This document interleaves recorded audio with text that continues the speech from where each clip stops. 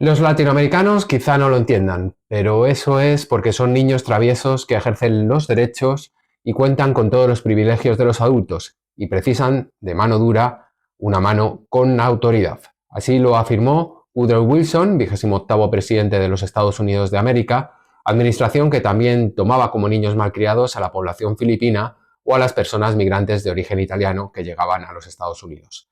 Esto último lo utilizaron para justificar las acciones de Benito Mussolini.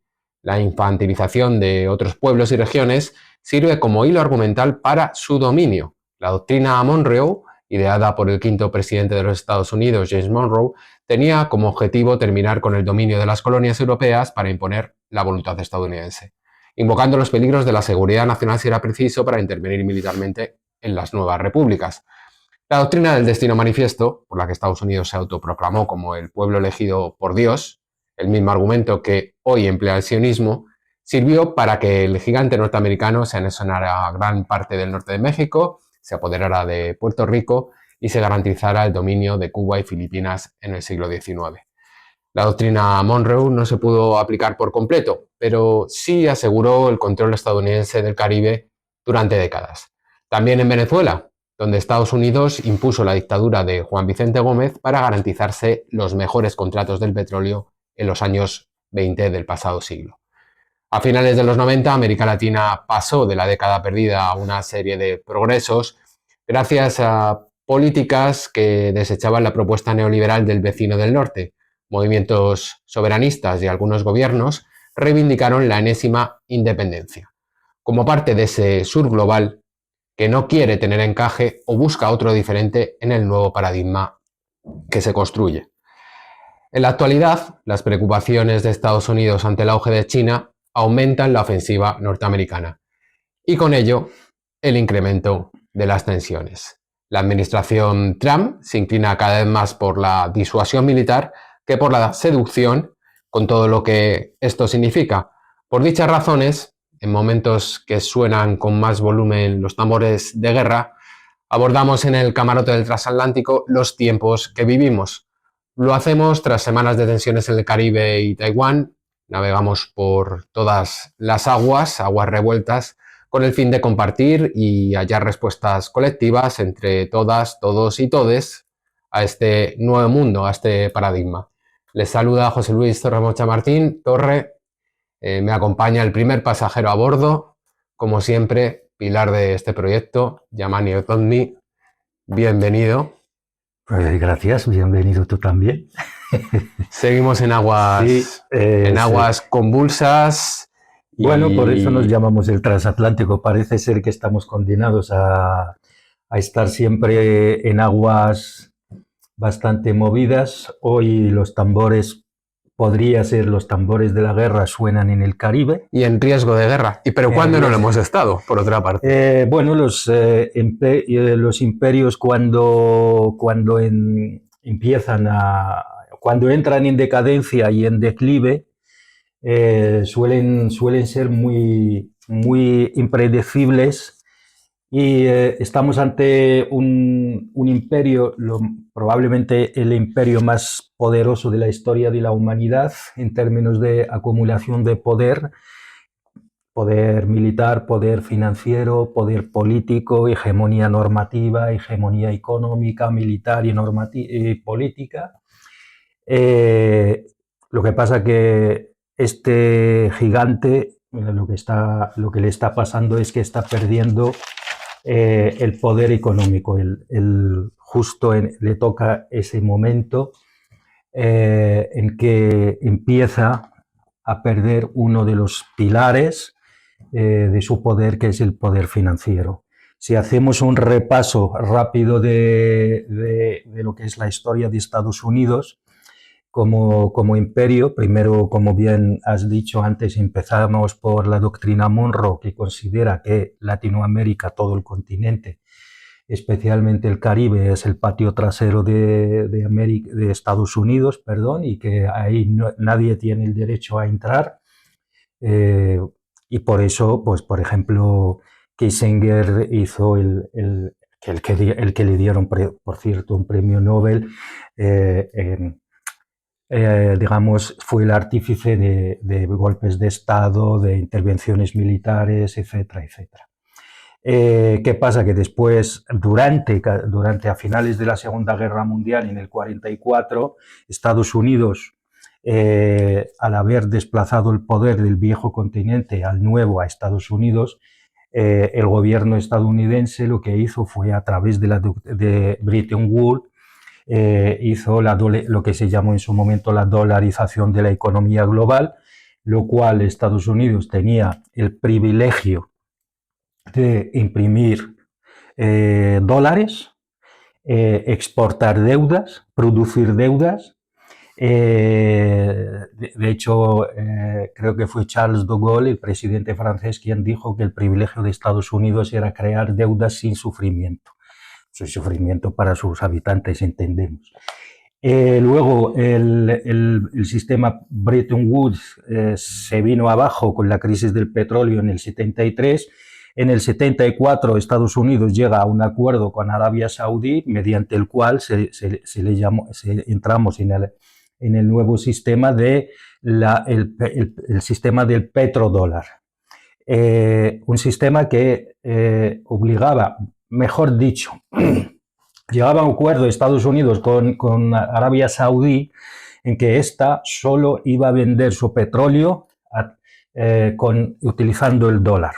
Por lo tanto, la materia prima más vendida del mundo solo se podía comprar con dólares estadounidenses, pues lo cual era, y esto fue gracias a Nixon y Kissinger, por cierto. Luego este sistema estuvo vigente hasta precisamente el año pasado, que caducó, pero ya no ha sido renovado, y a partir de aquí Arabia Saudí ya por fin puede vender el petróleo con la moneda o la divisa que se le antoje. No olvidemos que hace apenas unas semanas, 2 si no me equivoco, Trump recibió al príncipe saudí en la Casa Blanca. Sobre eso vamos a hablar. Pero no fue casual, ¿eh? No era casual, no era casual recibirlo justo ahora, porque el sistema del petrodólar se está viniendo abajo y, claro, por eso Estados Unidos está viendo que su sistema financiero, su capacidad normativa en el sentido de exportar esa moralidad, la democracia más grande del mundo, el poder indispensable, el árbitro, el gendarme del mundo, pues ya no es lo que era. Entonces Estados Unidos, como es lógico, siempre sucede con los imperios, cuando se ven acorralados y cuando se ven en su época de decadencia, son impredecibles y peligrosos, y eso es lo que le está sucediendo actualmente a Estados Unidos, que lo único que le queda, que es verdad, le queda mucho, es el poder militar, y lo está utilizando.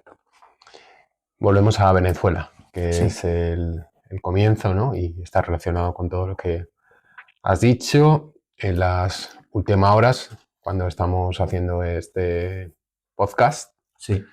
Hemos sabido que se ha cerrado el espacio aéreo, según Trump, de Venezuela. Durante esta semana se ha hablado de conversaciones, del palo y la zanahoria. Hablamos de palo con consecuencias trágicas. Y la zanahoria también, en el caso de Estados Unidos. Pero el palo son más de 80 personas muertas, asesinatos extrajudiciales, porque nadie sabe a quién se ha asesinado ni el por qué, en operaciones no autorizadas por el Congreso de los Estados Unidos. Y en este punto estamos ahora, hay unas declaraciones que ha hecho Trump recientes y otras que ha filtrado, que si se llega a un acuerdo comercial, pues tal vez se retire ese portaaviones. ¿Qué crees, Yamani, que impera ahora mismo en la región de América Latina? ¿El palo o la zanahoria? ¿Crees posible el acuerdo con Maduro? Yo creo sinceramente que lo que rige es el palo, no hay ninguna zanahoria. ¿Qué sucede? Que seamos honestos, seamos sinceros, vamos a ser, con esto no vamos a caer en la tontería de que, bueno, aquí el cártel de los soles, el Maduro, el narcoestado que es Venezuela de Maduro, etcétera, etcétera. No, nada de eso. De hecho, la agencia de Naciones Unidas encargada de vigilar el tema de la droga y todo eso, en un informe reciente ha dicho que no existe ningún registro que demuestre que Venezuela está participando y de ninguna manera, sea como ruta, como productor o de lo que fuera, en el tema de drogas, y en la producción es una cosa muy, muy marginal. En segundo lugar, si fuese así, imaginemos que es verdad que Maduro se ha vuelto loco y porque vayamos por partes. Según Alena Dan, que es la relatora de Naciones Unidas creo que para la zona del Caribe, el tema económico del Caribe, en un informe, ha dicho que debido a las sanciones estadounidenses y por lo tanto de todo Occidente y de todos los países seguidores, la economía de Venezuela, mejor dicho, los ingresos exteriores de Venezuela han caído un 99%. O sea, eso es una guerra contra ya un pueblo entero. Y si imaginemos que esta situación lleva a Venezuela a buscar los recursos que sean, que no es el caso, que no es de ninguna manera el caso.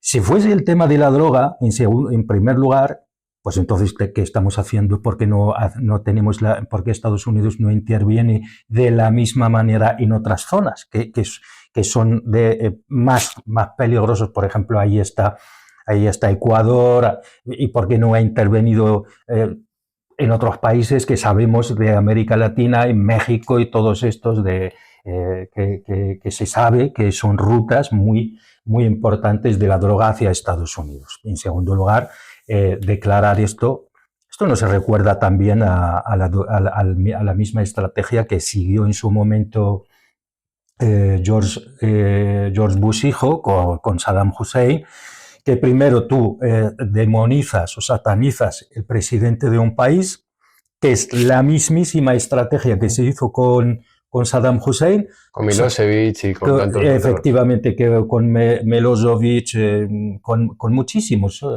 Probablemente nosotros aquí no nos estamos enterando mucho, pero posiblemente hasta con China, Ojo, dentro de lo que son los medios corporativos de Estados Unidos, el enemigo principal en realidad es China. Probablemente están demonizando China de algún modo, ¿no? Quizás no al presidente de China, pero sí a China como tal. Entonces, estamos ahora, lo que está haciendo con Maduro, primero eso demonizas a un presidente, y en segundo lugar, pues a partir de ahí, pues justificas una cosa justificas la intervención a través de un relato construido por ti. O sea, haces una especie de hipótesis ad hoc a lo que tú quieres. Y realmente, o sea, vamos a ver, realmente para combatir a un supuesto cártel de droga se necesita un portaaviones. Se necesita el mayor portaaviones de la historia de la humanidad.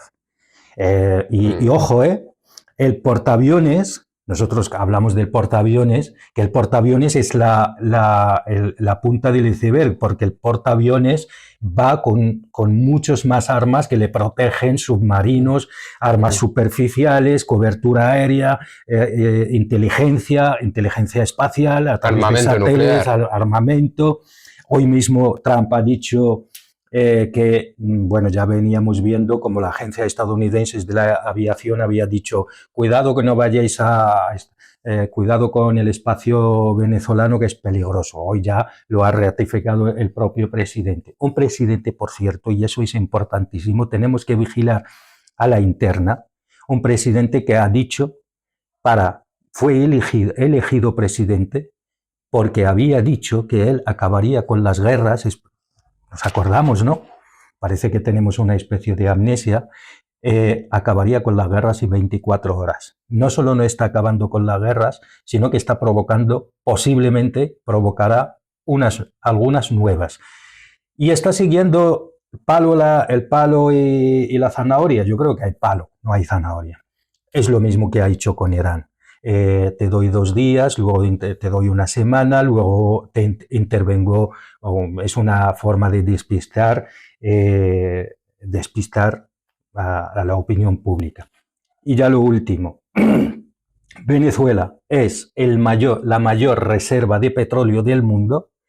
Estados Unidos se le están acabando las reservas. Ya no le queda tanto como quisiera, esa cosa llamada reserva estratégica. Y ojo que en la Casa Blanca y en el Pentágono hay gente, hay asesores, hay funcionarios que tienen una especial fijación con Venezuela. Y uno de ellos es el secretario de Estado, Marco Rubio. Bueno, hay que también afirmar que el 70% de la población estadounidense está en contra de una intervención militar en Venezuela y más del 50% considera que no va a cambiar la ruta del narcotráfico ni la droga que llega a los Estados Unidos, las operaciones militares que han desarrollado y que puedan llevar a cabo.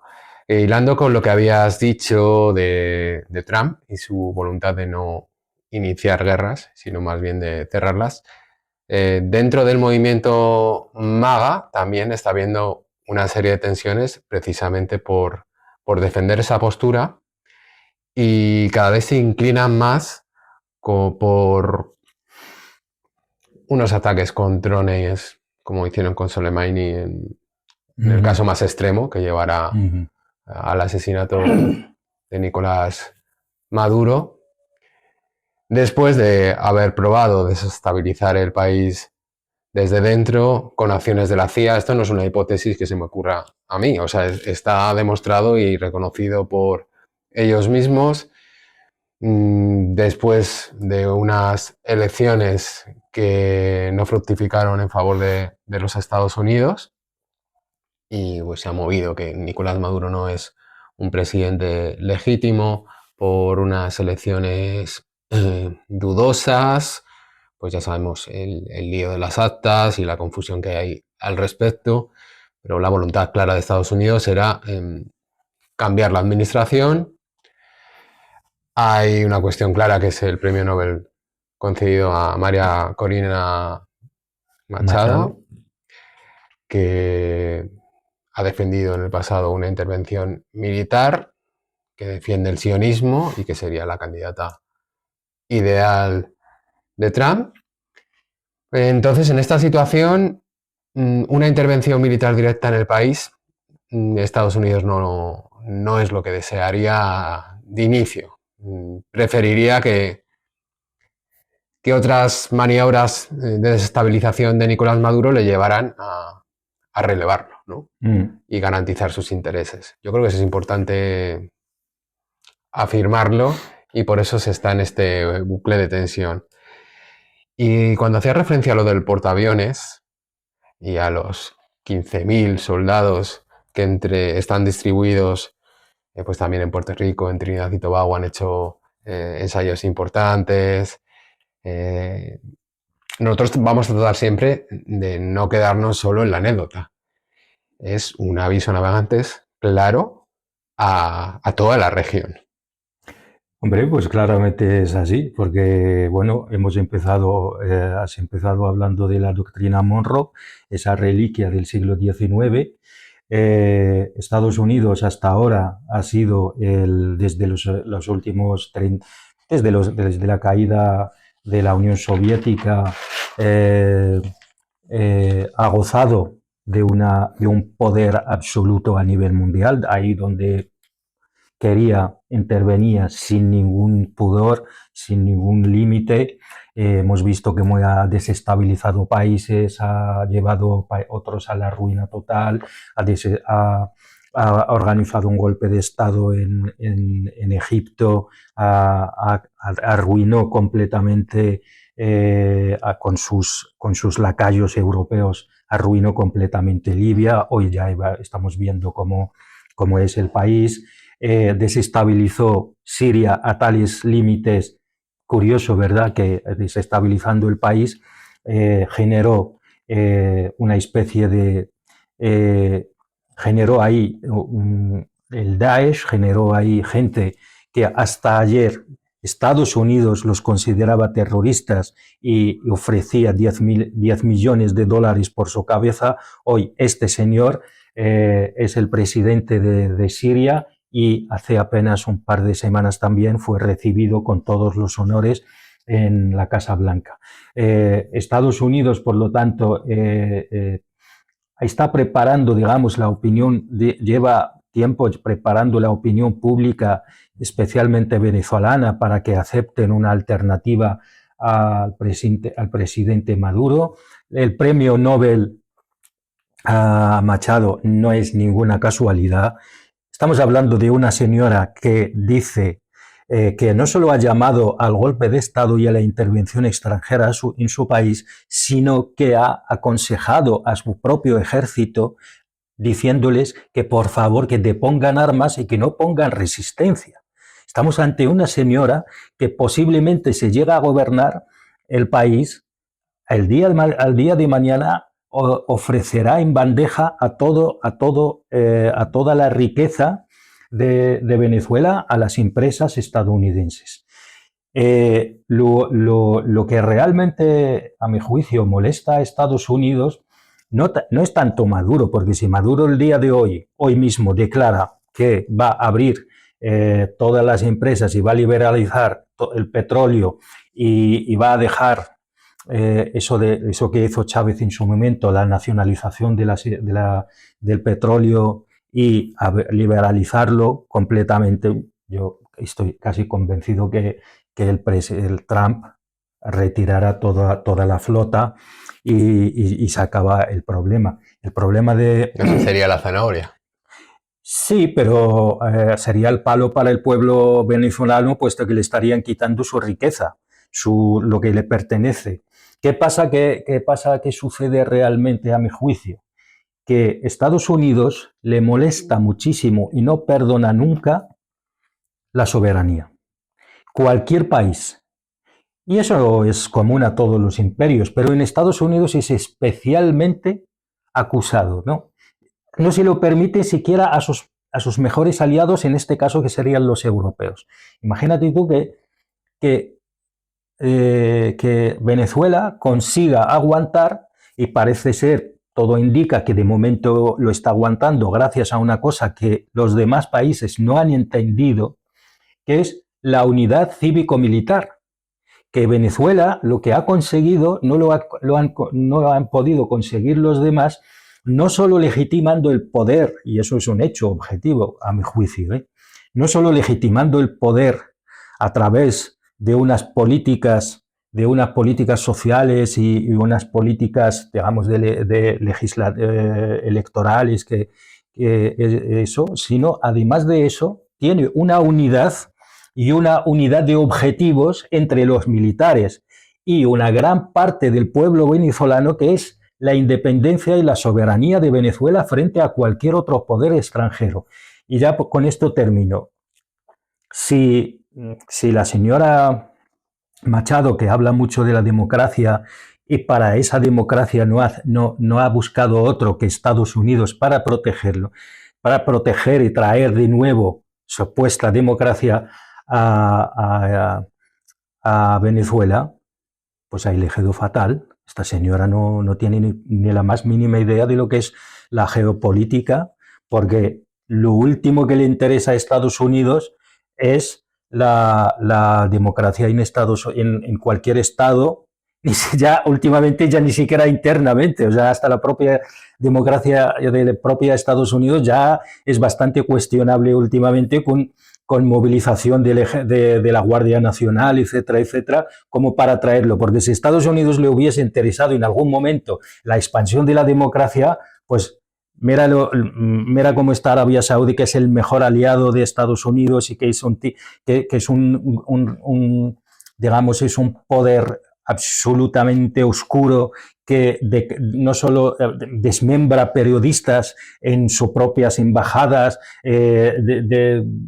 persigue a cualquier atisbo de oposición, a cualquier atisbo de libertad individual. Mira lo que está el apoyo absoluto hacia Sisi en Egipto. No solo le ayuda a dar un golpe de Estado contra un poder, queramos o no, estemos de acuerdo con ellos o no, Mursi, que al final, queramos o no, este señor fue elegido electoralmente a través de las urnas para ser presidente de Egipto en su momento. Pues no solo le organizan un golpe de Estado, sino que a día de hoy miles y miles de opositores, me imagino, sobre todo, me imagino que son de los hermanos musulmanes, hoy en día están en las cárceles de Egipto. Organización ya declarada como terrorista por los Estados Unidos. Pues mira, entonces, si realmente a Estados Unidos en algún momento le interesase la democracia, pues hubiese ayudado a democratizar estos países.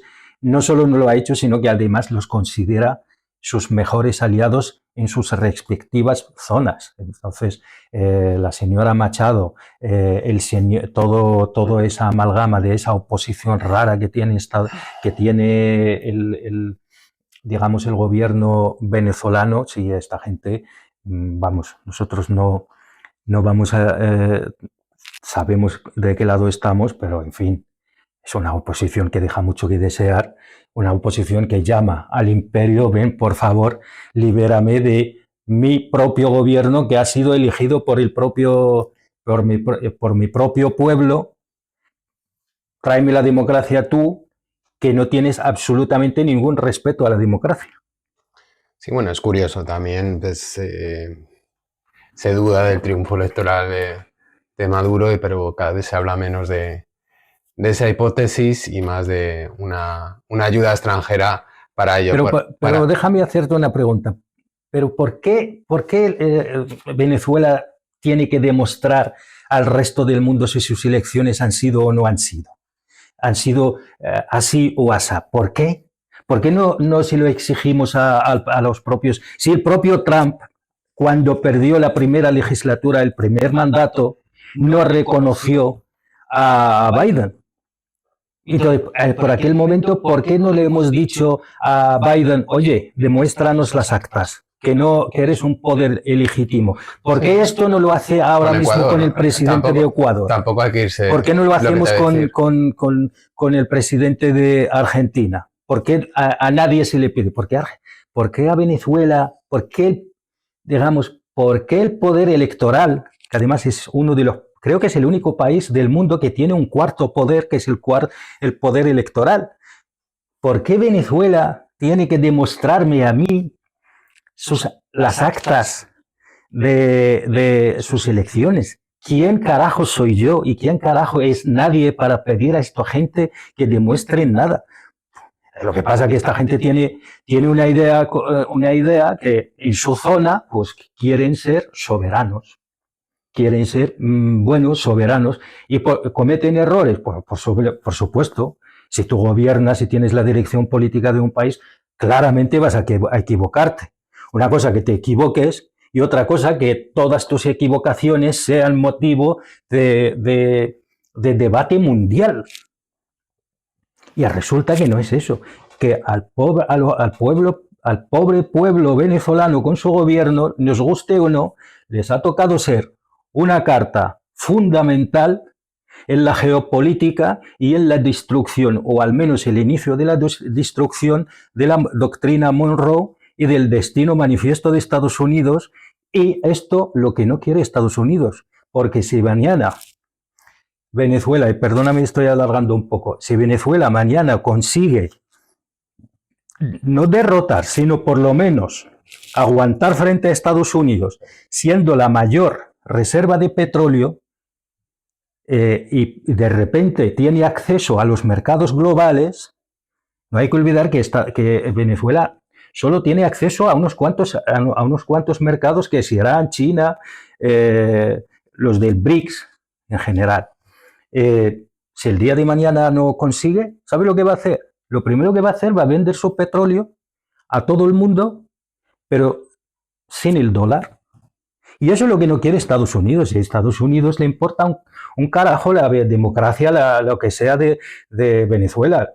Le importa un carajo la señora Machado, le importa un carajo Maduro. Lo que no le gusta es que Maduro, todo el mundo lo subestimó al principio, está dando un ejemplo de, oye, que yo quiero ir hacia allí porque allí es donde mi país es soberano. Y eso es lo que no quiere Estados Unidos. Hablabas de geopolítica y lo has introducido de esta manera. Sí. ¿Hasta qué punto crees que esas alianzas que tiene Venezuela, por una parte con Irán, pero no es la más relevante, pero más bien con Rusia y con China, si la situación se agrava más en lo militar, crees que podrían intervenir Rusia y también China y de qué manera podrían hacerlo? Hay un hecho objetivo que no sé si siguen allí o no, pero no hace mucho, creo que fue hace meses, Rusia mandó unos cuantos buques de guerra a la zona. Y eso es importantísimo, que hay que decirlo. Eso es absolutamente importante, porque esto nunca se ha pasado antes, ni siquiera en la época de la Unión Soviética. ¿Os acordáis bueno, nos acordamos, por lo menos habremos leído. Lo hemos estudiado. Te refieres a Cuba, ¿no? A Cuba, a la cuarentena. Al final, la Unión Soviética mandó unos cuantos barcos, incluso había metido ahí misiles con capacidad nuclear, pero luego los tuvo que retirar, porque la lógica de aquel momento era diferente, y me explico. La lógica del mundo bipolar era, Estados Unidos le decía a la Unión Soviética, oye, yo no intervengo en tu esfera de influencia y tú no intervengas en la mía. Sí intervenían, por eso se llamó la Guerra Fría, bueno, no era tan fría, que la gente moría. Ahí está el Vietnam, ahí está la Corea, la Guerra de Corea, pero vamos a dejarlo así. Pero a través de la KGB, de la CIA, había una guerra real. ¿Qué pasa? Que, bueno, había un cierto respeto, que tú no intervengas aquí y yo no intervendría aquí. De hecho, para llegar al acuerdo respecto a la crisis de Cuba, Estados Unidos tuvo que retirar misiles en Turquía. Meses después exactamente, 6 meses después. No se viera como una rendición. Y porque dijeron que ya estaban obsoletos, que tenían que renovarlos igualmente, pero que era un acuerdo con Khrushchev. ¿Qué pasa? Que mucha gente dice lo mismo ahora mismo.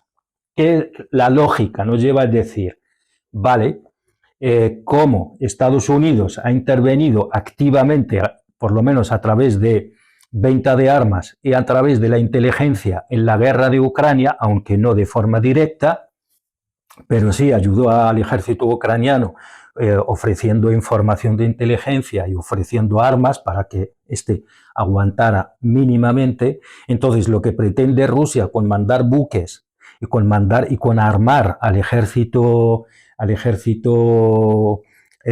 venezolano, al ejército popular venezolano, a través de baterías de defensa aérea, a través de bombarderos, etcétera, etcétera, a cazas, que llegar a negociar con Estados Unidos y decirle, vale, si quieres que yo me retire de la zona tuya de influencia y dejar Venezuela a su suerte, tú tienes que hacer lo mismo en Ucrania. Y es como una forma de negociar. Pero yo veo que esta es una lógica, a mi juicio, errónea. ¿Por qué? Porque esa lógica la piensan aquellas personas que siguen con la razón política del mundo bipolar. Y actualmente existe una cosa nueva, completamente nueva, que es un mundo unipolar que se está derrumbando completamente, si no lo ha hecho ya, con digamos, con una tendencia hacia un mundo multipolar, donde los países tienen la capacidad de elegir. Es decir, Venezuela, Rusia la puede abandonar y decir, vale, déjame Ucrania y a ti te dejo Venezuela. Pero entonces, ¿y China? Claro, hay... ¿Y la alianza de los BRICS? Ya, pero por hacer un paralelismo, en el caso de Siria, Rusia en algún momento decidió retirarse. Sí, pero porque... ¿Hasta qué punto crees que Rusia se puede implicar en una defensa de Venezuela? Pero porque, a ver, Rusia se retiró de Siria porque realmente allí no había nada que ganar para Rusia. Objetivamente no había nada que ¿Y ganar. qué crees que puede ganar en Venezuela? Pues para empezar le está como diría yo, una cosa, un matiz muy así. Una China en el zapato de Estados Unidos y le da una capacidad de negociación infinitamente mayor si si Rusia no defiende a... No hay que olvidar que el Duma, el ministro de Defensa, el Duma aprobó una especie de protocolo, creo recordar, de apoyo a Venezuela. Y el ministro de Defensa, Shoigu, no recuerdo el nombre, sobre todo Lavrov de Asuntos Exteriores de Rusia, salió a decir públicamente que Rusia va a estar del lado de Venezuela y va a defender a Venezuela. Y en el caso de China... Pero Siria, ¿qué ganaba? ¿Qué ganaba? Rusia, ¿qué ganaba ahí? Nada. Un área de influencia que tenía. Pero una área que por eso defendió al Assad durante décadas. Pero lo defendió en una lógica donde China era un país bastante... Todavía no tenía el poder de ahora. Yo me refería más a Rusia. Sí, pero porque China también juega a eso, pero porque Rusia no tenía realmente... Siria llegó un momento en que ya no tenía ninguna importancia estratégica para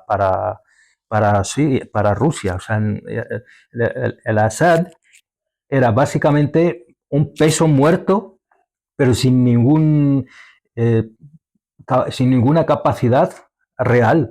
Pero es que además realmente Al-Assad cometió tantos errores que perdió todo. O sea, era mantenerlo por mantenerlo. Era incluso contraproducente para Rusia, porque lo único que daba, lo único que ofrecía era un relato que es real, además, de Al-Assad es un tío que mata a su pueblo, y eso es cierto, a través del ejército y lo que ellos llamaban la Shabeha, y encima con el apoyo de Rusia. Por lo tanto, Rusia en el plano moral, en el plano estratégico, en el plano del relato, perdía ahí. Pero con Venezuela no. Y en el caso de Porque Venezuela no mata a su pueblo. Que yo sepa, Maduro no está matando a su pueblo. No, y en el caso de China, ¿hasta qué punto crees que se va a involucrar en defender a Venezuela si la situación se agrava? Bueno, China en el fondo... China no lo sé, sinceramente, pero China principalmente es un imperio comercial. Y en eso sí que China podría llegar a decir, vale, mientras a mí me dejas, ahí sí que podría, a mi juicio, podría funcionar esa lógica de, a mí mientras me dejes acceso a mercados. No hay que olvidar que la economía china se basa especialmente en la exportación, porque tienen una producción enorme. Le pasa algo parecido al exceso de producción de Estados Unidos durante la época post-Segunda Guerra Mundial. Y ahí podría ser que China dijera, vale, Estados Unidos, pero yo podría hacer la vista gorda, pero me tienes que dejar el acceso al mercado estadounidense, que es un buen mercado para China. Podría ser, porque China, y esa es una opinión personal, seguramente a mí personalmente me falta mucha información sobre la relación que podría tener geopolítica, relación diplomática de los intereses entre Caracas y Beijing. Pero es verdad que China, así visto en general, superficialmente, no parece que Venezuela pueda ofrecerle algo interesante a Venezuela. No, ¿por qué? Porque le va a ofrecer el petróleo. China tiene acceso a muchos países que tienen petróleo. Materias primas. China ya de por sí tiene sus propias materias primas. Mercado importante. Bueno, Venezuela no es un mercado importante para los productos chinos. Podría ofrecerle, lo único a mi juicio que sí que podría ofrecer Venezuela a China, que es, digamos, una plataforma para el acceso al mercado latinoamericano, o por lo menos para el acceso al mercado del Caribe y América Central, y por qué no incluso latinoamericano, aunque teniendo, por ejemplo, Milei, si las elecciones en Chile gana la derecha, que todo indica que sí, Noboa en Ecuador, pues ahí podría la cosa dificultarse un poco porque, de hecho, lo más probable es que aíslen a Venezuela y, por lo tanto, esa ventaja de ofrecerse como plataforma a China podría decir, bueno, puedo aguantar a ver de cara al futuro. Podría ser también es cierto que China tiene una visión estratégica. China no decide ahora simplemente, como ahora no me puede ofrecer nada, pues lo dejo. Podría China pensar, vale, ahora mismo es verdad que no me ofrece nada, pero posiblemente cambie la situación, las tendencias pueden cambiar como lo fueron en las décadas anteriores, con Venezuela de Chávez muy en boga, y me podría servir como plataforma. En ese sentido, creo que Venezuela puede jugar ese papel, pero China podría pensar, no, el gobierno venezolano tiene que ofrecer una capacidad, o por lo menos la percepción de que puede aguantar el ataque de Estados Unidos. Así están las cosas en este momento en el Caribe. Si te parece, vamos a pasar a hablar de Taiwán. Hemos conocido unas declaraciones de Sanai Takaichi, creo que lo he dicho No lo sé. bien, primera ministro de Japón, básicamente confirmando que el país está dispuesto a rearmarse. Bueno, ya lo están haciendo desde hace tiempo, quizás ahora ya lo están haciendo pero con más fuerza todavía. Con más fuerza. Ojo, o sea, con los japoneses. Lo ha anunciado así. Tecnológicamente son y capaces. Que Taiwán tiene el derecho a defenderse, incluso a atacar a China. Estamos viendo que Estados Unidos, y quería preguntarte si tú lo ves como fortaleza o debilidad, está delegando, entre comillas, o recurriendo a aliados para hacer la guerra o elevar las tensiones. Eso es lo que ha sucedido, que antes pues no era muy común que un país como Japón hable, con todo lo que ello significa después de la Segunda Guerra Mundial, de apoyar una acción armada contra China. Esa delegación de Estados Unidos, que es lo que hay por detrás, sin duda, en Japón, ¿lo ves como un símbolo de fortaleza en alianzas o de debilidad de la administración Trump? Bueno, depende. Depende de lo que, como no sabemos qué hay detrás, no sabemos. Podría ser una fortaleza porque Estados Unidos ha entendido que el mundo, que por sí sola no puede enfrentarse a China con la alianza de Rusia, dos potencias militares considerables, importantísimas. China, en ciertos aspectos, está superando a Estados Unidos y la está superando en tecnología a veces, pero sobre todo la está superando en términos de doctrina militar, porque Estados Unidos lo que ha hecho hasta ahora es hacer una especie de de doctrina militar basada en portaaviones, que llevan consigo un montón de cosas más, y el dominio aéreo que ha hecho China. Pues China ha hecho lo que llaman la doctrina del enjambre, es decir, una especie de red que se complementa. Y eso lo hemos visto en la guerra relámpago entre Pakistán y India, como creo que 3 o 2 aviones J-10 han derribado, según algunos hablaban de 5 aviones occidentales indios, entre ellos Rafale, creo que un Sukhoi también es ruso, etcétera, con 2 o 3 aviones. ¿Por qué? Porque funcionan como una especie de enjambre que se complementan. Y claramente, pues China tiene la capacidad, además, de producir rápidamente. Hay que entender que creo que en los últimos 15 años China ha producido más buques militares que todo Occidente. Todo Occidente con Europa, todo lo que es la capacidad de productiva de armamento de todos los aliados de la OTAN, en los últimos, creo que 14, 15 años, China ha producido más que todos ellos.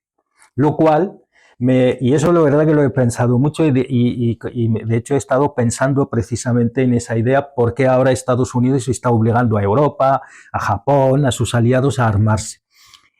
La Unión Soviética. Yo lo he visto claro, no sé si estaré equivocado, ¿eh? Una de las razones por el colapso de la Unión Soviética es el gasto militar.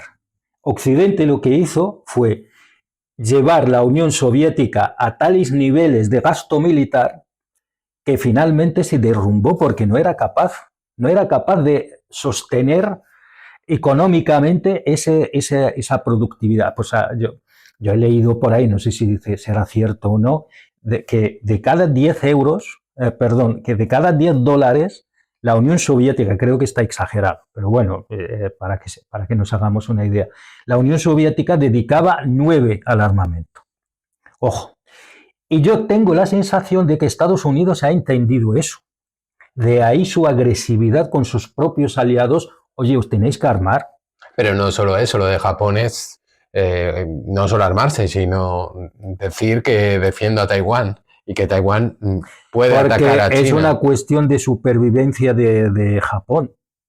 Yo considero que para Japón, siendo un aliado, pero Japón es que ya ni siquiera es aliado, Japón tiene un grado de seguidismo a Estados Unidos, yo creo que ni Alemania, solo que nos toca muy lejos y no nos interesamos mucho, pero es que no hay que olvidar que el sistema político japonés actual lo hizo Estados Unidos después de la Segunda Guerra Mundial, o sea que Japón estuvo ocupado por Estados Unidos y fueron el ejército y los militares y los estrategas estadounidenses quienes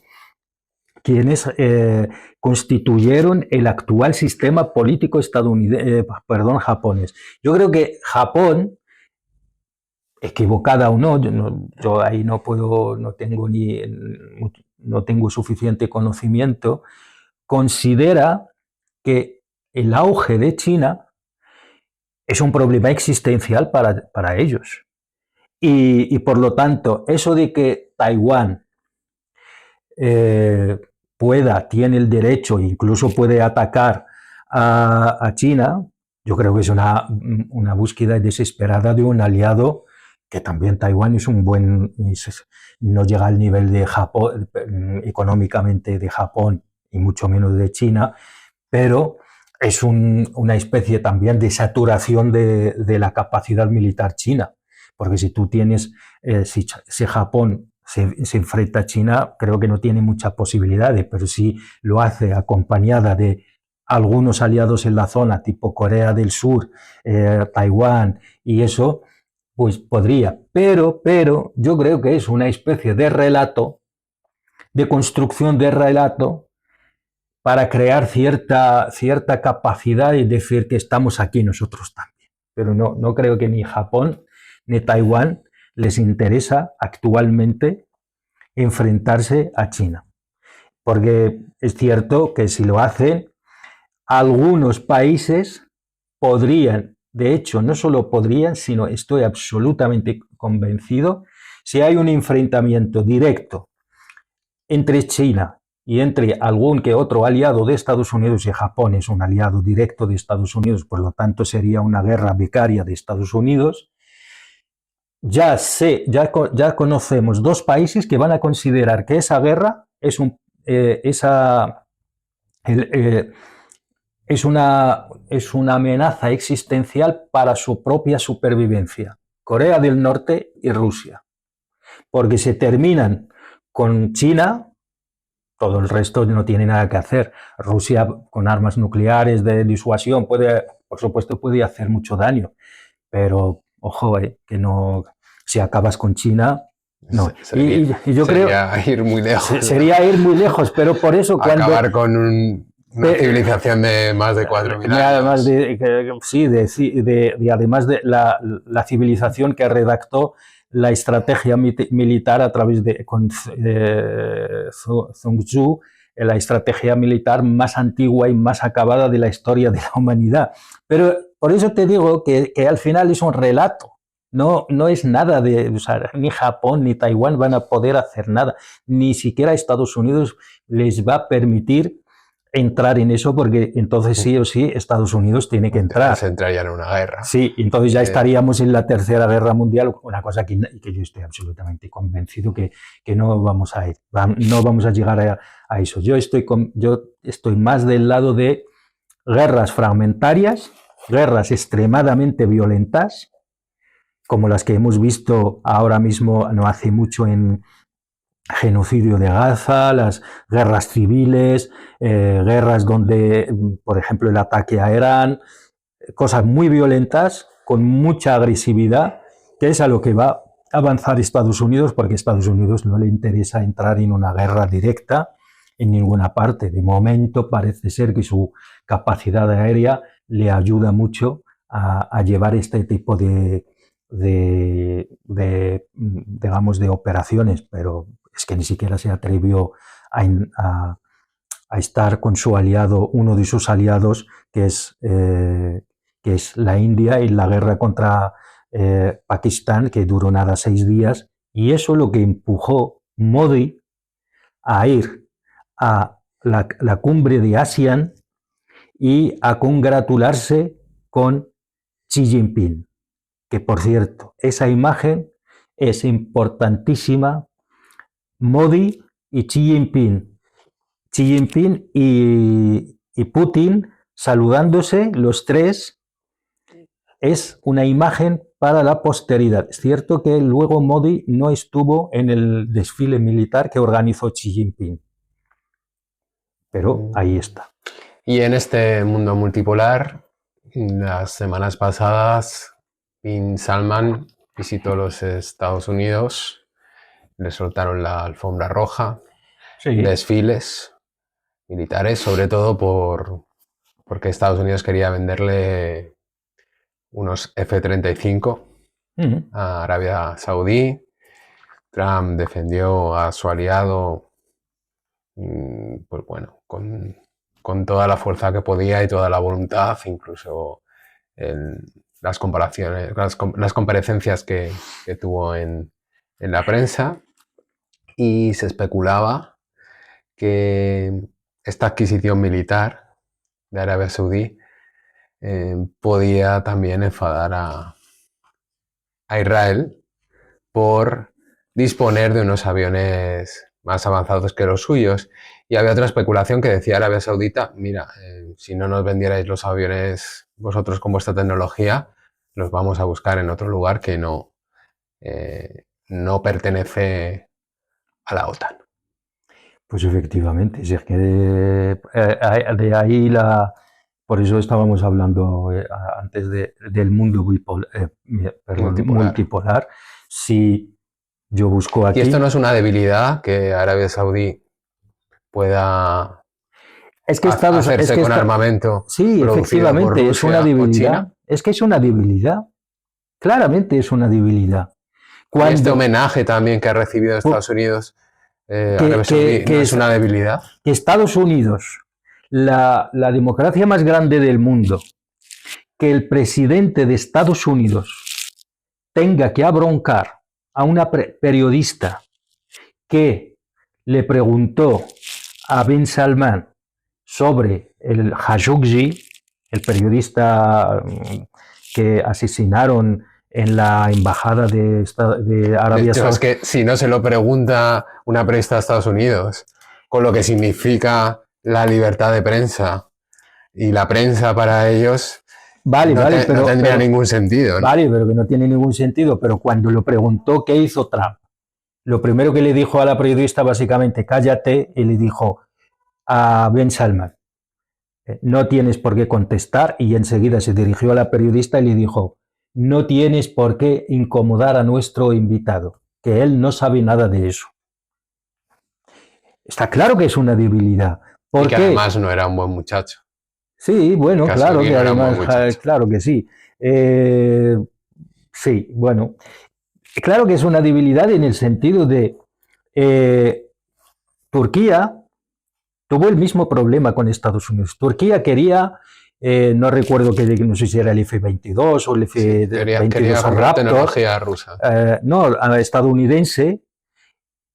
Y no sé, y creo que fue, no sé si fue en su momento Obama o el propio Trump en su primer mandato o Biden, dijeron que no.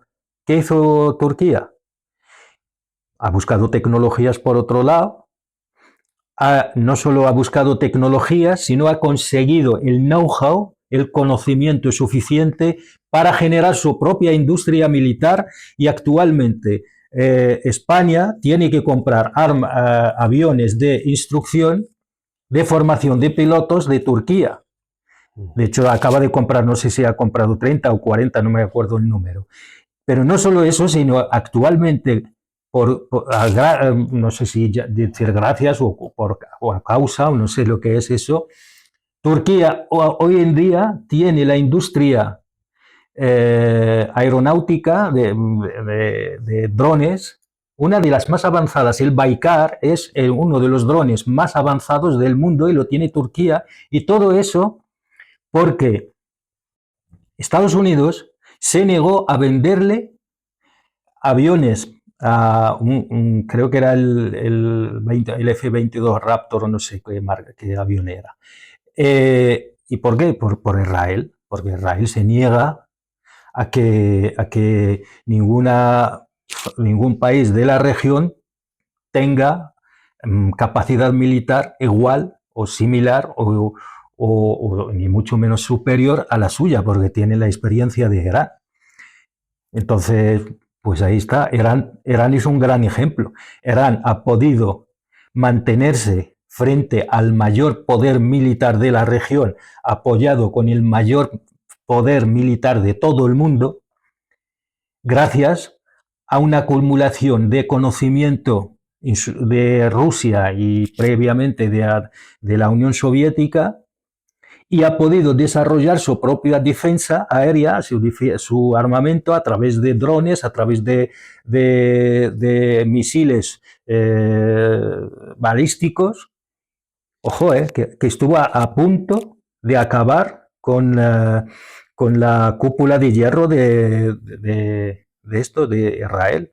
Puso a Israel básicamente de rodillas. Israel tuvo que llamar y pedir auxilio a Estados Unidos, porque era la única capacitada con un tipo de tecnología que solo Estados Unidos tiene, con el bombardeo estratégico y con un tipo de bombas concretos antibúnker. Por favor, échame una mano que me estoy... De hecho, creo que cuando intervino Estados Unidos, a Israel le quedaban, no sé si 6 o 7 días de aguante. O sea, se acabó. Por lo tanto, ese mundo... Otra especulación era que amenazaron con lanzar algún misil nuclear. ¿Quién? ¿Israel? Israel. Bueno, eso ya sería se sabe que los tiene, y que por eso Estados Unidos decidió, digamos, intervenir porque hubo mucho de teatro, pese a los más de 200 muertos, entre 200 y 400, si no me equivoco, que hubo en esta respuesta de Estados Unidos avisando con una contrarrespuesta Bueno, todos que nos fue acordamos, atacar en Qatar. Hicimos un programa que lo tienen todos nos acordamos en como transatlántico.org. Trump ahora intervenía, decía ya está, ahora le daba 2 semanas, luego daba una semana, luego decía este fin de semana el último, luego volvía a decir, y de repente creo que fue un martes o un viernes o no, intervino. O sea, Trump tiene esa lógica que nadie sabe, solo sabe él o quizás la gente cercana a él y sus militares, y ya está. Lo que pasa, lo que sucede. Y otra cosa, que la entidad sionista de Israel no ha dicho que va a invertir $1 billón en Estados Unidos, como si dijo Bin Salman en su visita, sin mover una ceja. Bueno, Estados Unidos, y eso entra dentro de es una promesa de Trump, que no hemos hablado del movimiento MAGA, por cierto. Una de las razones por la cual Trump es el presidente de Estados Unidos es porque prometió la repatriación de la manufactura. Eso es una idiotez, es una estupidez, pero funciona electoralmente. ¿Por qué?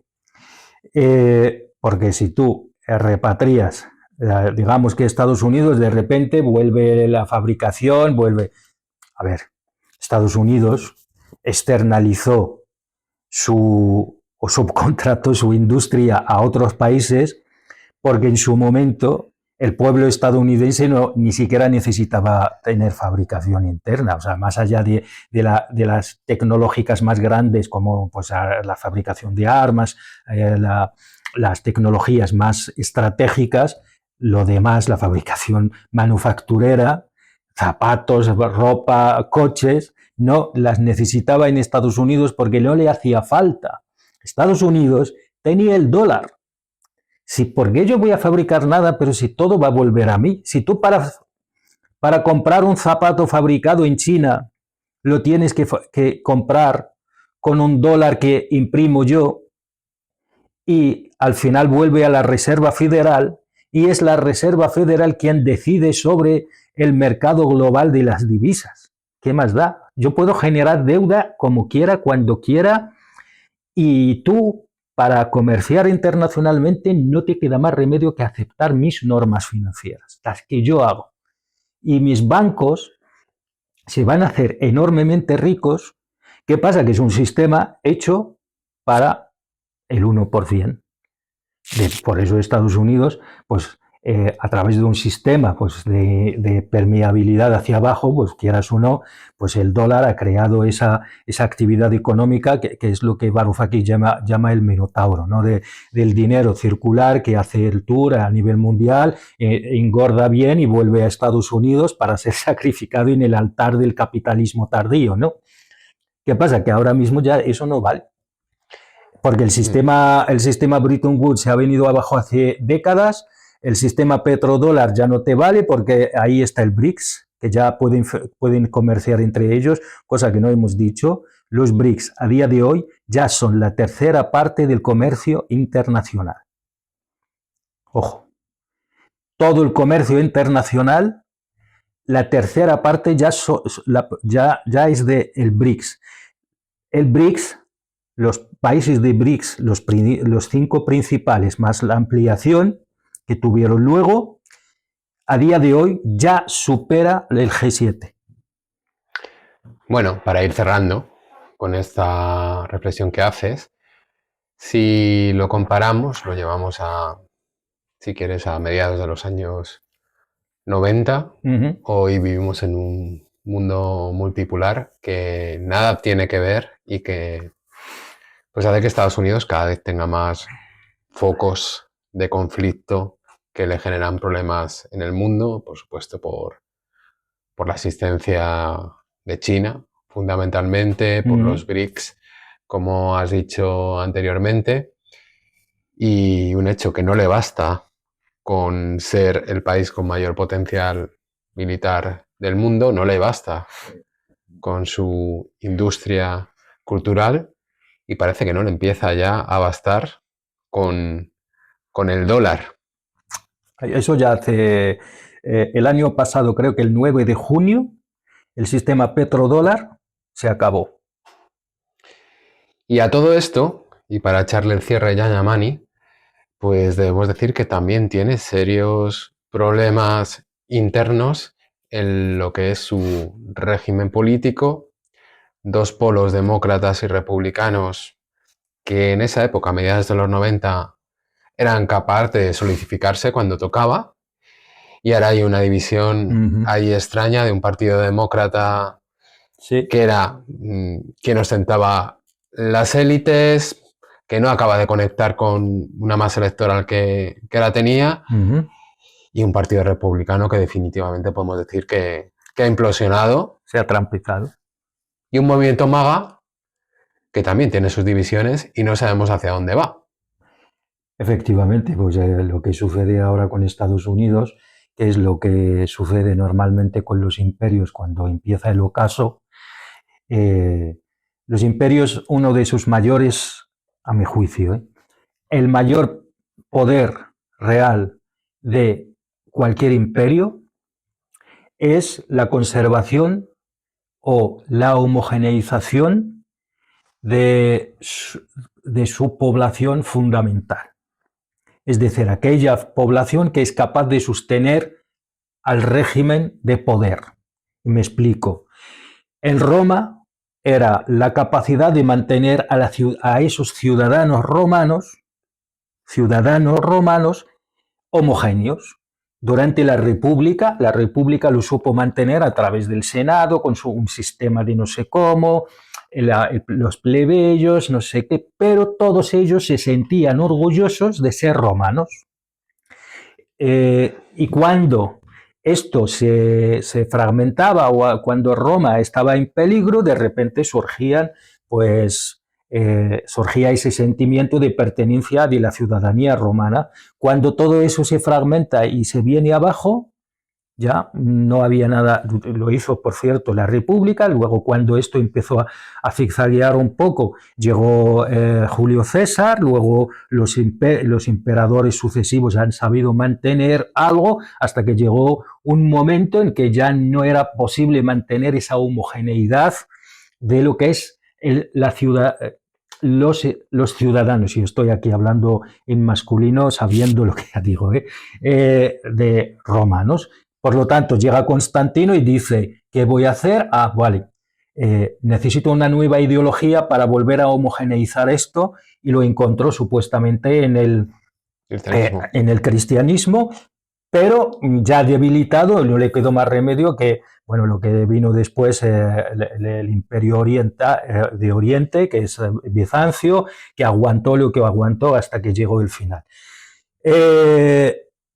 Con Estados Unidos está pasando algo parecido, que durante mucho tiempo lo que era la columna vertebral, la población axial, que mantenía esa idea de la grandeza de Estados Unidos... Hasta el punto que les cuesta además justificar intervenciones militares, que antes era muy frecuente que manipularan a la opinión pública para intervenir en el país. Claro, pero es que eso, lo que sucede actualmente es que esa población... Es que hasta Venezuela, con una persona tan demonizada como Maduro, a la población estadounidense le cuesta defender una hay un porcentaje militar importante, supongo que no... más del 70%. Más del 70%, eso es. Que lo que le sucede ahora a Estados Unidos internamente no puede mantener eso, que la población blanca, los famosos WASP, ya no pueden sostener esa legitimidad del régimen porque ya no se ven beneficiados de ello, al menos una parte. Entonces, ¿qué hacen los imperios cuando empiezan estos? Bueno, para empezar se visten de una capucha con cuernos y empiezan a atacar las propias instituciones del propio imperio, que es lo que hizo el ataque al Capitolio, ¿no? Que las propias instituciones empiezan ya digamos, no a responder al 100%, porque la población fundamental, el pilar que era digamos, el ciudadano, el ciudadano estadounidense, el que mantuvo América grande, que era el hombre blanco, de repente ya no es no es el centro del poder, empiezan a surgir otros a su alrededor. Y eso empieza a generar problemas internos, que es lo que le está sucediendo a Estados Unidos, que la población fundamental del régimen de poder ya no es homogénea. Y que la reacción del régimen en este caso, y estoy hablando del régimen a propósito, porque estoy hablando del régimen de poder, porque estoy hablando de los beneficiados del poder y cada uno en su grado, pues el 1% es mucho más, pero también los blancos de Estados Unidos se han beneficiado, sea en Dakota del Norte o en Texas, todos, o Florida, o donde sea, todos se han beneficiado, pues mientras la población negra sufría enormemente, tenía unos déficits en todos los aspectos y que digamos de la población latina que ni siquiera que venía desde fuera, ¿no? Entonces, todo eso que hace el régimen reacciona, pero reacciona de una forma agresiva. ¿Por qué? Porque está intentando defender esa homogeneidad, que es la que el régimen estadounidense estaba hecho así. El imperio estaba construido en base a esta gente blanca. Y de repente esta gente blanca ve que se está perdiendo poder y ya no es la única beneficiaria. Y el poder empieza a fragmentarse. Entonces ya no es suyo únicamente. Y la reacción es votar vamos a poner muchas paréntesis, a un lunático, sobre todo su primer mandato. Su segundo mandato no es tan lunático porque de verdad ya ha estado y tiene una idea de hacer. Pero de verdad que Trump es un tío que sabe dónde quiere ir, que Trump es consciente de que, y me imagino, no Trump, sino su gente, lo que le rodea, sus asesores, que los estrategas del imperio, que saben a dónde van, y él es consciente de ello, que ya lo he dicho aquí muchas veces, cuando tú te votan en Estados Unidos y sales elegido, lo primerísimo que hacen antes incluso de jurar el puesto, te encierras con el Departamento de Estado y te dicen, señor presidente, ahora te vamos a leer la carta. Esto y esto y esto y esto y esto, y te entregamos un imperio. Si lo puedes mejorar, todo bien, pero si no, por lo menos devuélvenos un imperio. Y Trump, seguramente se han sentado con él, lo primero que le han dicho, señor presidente, señor presidente electo, el imperio se está desmoronando. Vamos a hacer algo para mantener bien esto, porque esto se está desmoronando. Entonces el imperio está reaccionando y va a reaccionar muy mal. Y con esto termino de verdad, porque yo voy a traer un ejemplo de la física. Cuanto mayor es la masa de una estrella, mayor es la explosión, mayor son las consecuencias y menor es digamos, su esperanza de vida, por decirlo de algún modo. Estados Unidos es el mayor imperio de la historia. Su implosión va a ser extremadamente caótica.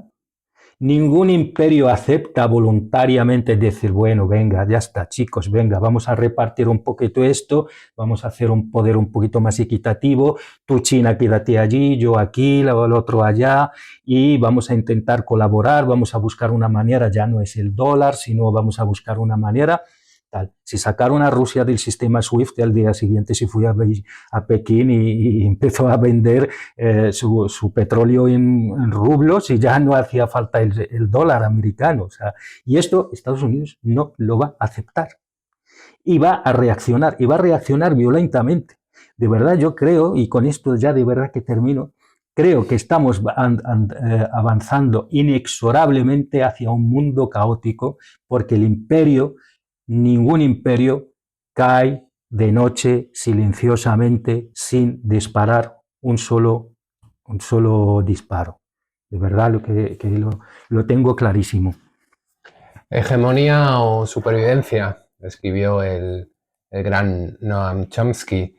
Con estas reflexiones echamos el cierre por hoy. Les invitamos a que nos sigan en nuestra página web transatlántico con K, transatlántico.org.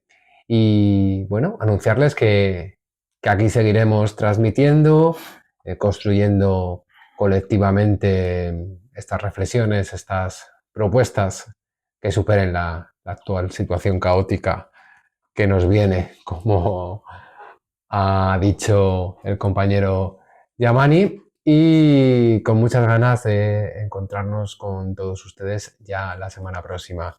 Yamani, ¿te has sentido a gusto? ¿Algo más Nada, que puedas expresar? aquí seguiremos intentando analizar y comprender, nunca entender, solo aspiramos a comprender y a intentar construir o por lo menos contribuir a la construcción de una nueva narrativa en el nuevo sistema o lo que sea esto, lo que nos viene de encima.